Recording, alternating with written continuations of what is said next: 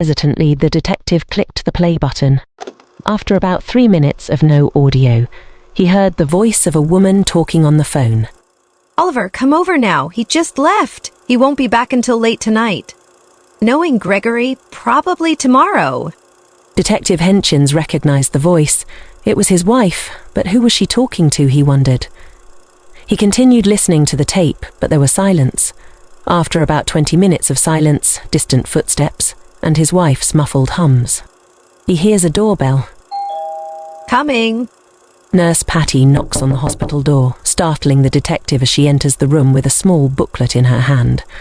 Detective Henchins immediately turns off the recorder and tucks it under the blanket that covered both of his legs before she noticed. Here is a menu. Lunch is almost over, but for you they've saved a few sandwiches if you want one. Or you can order dinner now. The nurse hands the detective the menu. Detective Henchins, annoyed, grabs the menu. I'm not hungry. I would really like to be left alone. You haven't eaten breakfast, and I can't give you any more medication until you have something on your stomach. She snaps her fingers. I have something you will enjoy. She briskly leaves the room, grabs a tray off her desk, and re-enters. Eat this, it's some chicken soup I brought from home, and pick something off the menu for dinner. At least I know you'll have some food when I leave. The nurse places the tray containing the chicken soup next to the gifts on the table. She smiles at the detective with hopes he will eat it and enjoy it. Have you been able to get in contact with my wife? I'm pretty sure she'll bring me something to eat. Not yet. I'm still waiting for her to return our call. I'll try calling her again as soon as you order something off the menu. Disappointed but eager for the nurse to leave, he yells. Chicken, rice, and a vegetable. That'll be fine. Oh, you really love chicken. I'll put the order in for you right before I leave. Please, at least eat the soup now. You'll need another dose of medicine around 7, and I can't give it to you on an empty stomach. Detective Henchins nodded his head. Will that be all? If so, I would really like to be alone. Could you please close my door, and don't bother me again unless I call? Nurse Patty understood and shook her head in agreement. Yep, whatever you need, detective. She leaves the room and closes the door behind her. As soon as the door closes, Detective Henchins grabs the recorder and resumes listening. There's a deep voice faint in the background, but it's unclear on the tape. Hey, baby. The detective struggles to hear the man's voice on the recording, but he can clearly hear Victoria's. Come in. There are sounds of kissing. Then the detective clearly hears a man's voice. I've missed you. How long do we have? I wish I could see you every day. I wish you were all mine. I missed you too, and we have all day. Gregory is working on another case. He won't be home anytime soon. And I am yours, but you belong to your wife. There's a silence. Victoria, noticing her lover's disappointment. In a jokingly manner but serious tone, she replies, I'll leave Gregory if you leave Diane. Detective Henchins gasp. Oh my God, I can't believe Victoria is having an affair. And she wants to leave me. How could this be? Who is this guy? I would leave Diane tomorrow if I knew I could run away with you. I love you. I love you too. The detective can hear kissing. Overcome with sadness, the detective turns off the recorder and drops it into his lap. As soon as the tape recorder hit the inside of his left leg, he felt a sharp pain inside his head.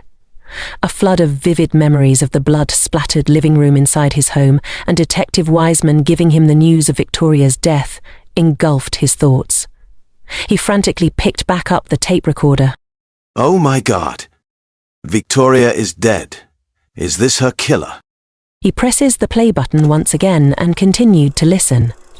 The sounds of lovemaking flooded from the tape recorder and immersed the hospital room. Embarrassed and not wanting to be accused of watching porn, the detective fast-forwarded the tape. The lovemaking lasted for what seemed like forever. Every minute the detective would hit the play button and he would again be consumed with the moans of his wife's last moments of ecstasy. After about 10 minutes of the ongoing cycle of pressing play and fast-forward, he finally heard talking once more. I love you. I love you too. Are you hungry? We can order food. Yes, Chinese? Yes, Chinese is fine. The detective can now only hear the television in the background, assuming they both dozed off waiting for their food delivery. He could only imagine the current scene. It made him sick to know that at this moment his wife was curled in their bed in the arms of another man. It broke his heart, causing anguish every time he remembered hearing her laugh and the sweetness in her voice, a voice once reserved for only him. The thought of another man enjoying a kiss, receiving a hug, wishing for a life with his wife created a rage within him. In a fit, he pressed and held the fast-forward button. After what felt like at least an hour passed on the recorder, he pressed play. The screams of Victoria caused a disturbance deep within his soul. Please stop. Go away. The detective frantically paused the recording. He had gone too far. Detective Henshins rewinds the tape recorder, searching for the start of the mayhem. He presses play. This food is pretty good. Thank you for ordering it, baby. No problem. Are you ready for round 2? I sure am. The detective hears kissing. The sound repulses him. I can't believe Victoria would do this to me. The detective angrily soliloquized, but through his agony he continued to listen. He didn't want to fast forward through the tape in fear he would skip past the murder, but hearing his wife with another man was causing him misery. Suddenly he hears a doorbell. I wonder who that could be. Victoria quietly creeps to the front door and looks out the peephole, but there's no one there. Relaxed, she turns around and walks back to Oliver. She shrugs. Someone must have had the wrong house. Confident, she sits back down on the couch next to Oliver and continues kissing. 5 minutes pass. Victoria, please don't go back to that door. Detective Henshins anxiously whispers to the recorder as he continues to attentively listen. I thought you said no one was at the door. There wasn't. Victoria rushes back to the door and looks out the peephole, but again there was no one there. Oliver sneaks a peek at the porch from behind the curtains covering the bay window, but there was no one there. He should be going to the door. Not you, Victoria. Not you. It must be some random kids playing knick-knock. Let's not worry about it. Let's just focus on what we started. Victoria took Oliver by the hand and led him to the couch that was positioned right in front of the bay window. He sat down. She slowly straddled him on the couch, her legs spread wide apart. They kissed passionately. A shadow passed the window, causing her to jump off his lap onto the floor. Oliver, annoyed, rushed to the front door in hopes of catching the mysterious knick-knocker. The detective can hear the commotion on the tape. I'm over this. Let me see who this could be. Without checking the peephole, he swings the door open, and to his surprise he was shot in the face. Point blank, straight through the eye. The detective hears the gunshot. He drops the tape recorder, but it continues to play. Oliver falls on his back. Victoria screams.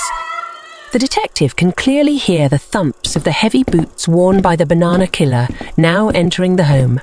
Detective Henshins' heart beats fast. He knows what's about to happen next, and there's nothing he can do to save his wife. Victoria screams. Please stop. Go away.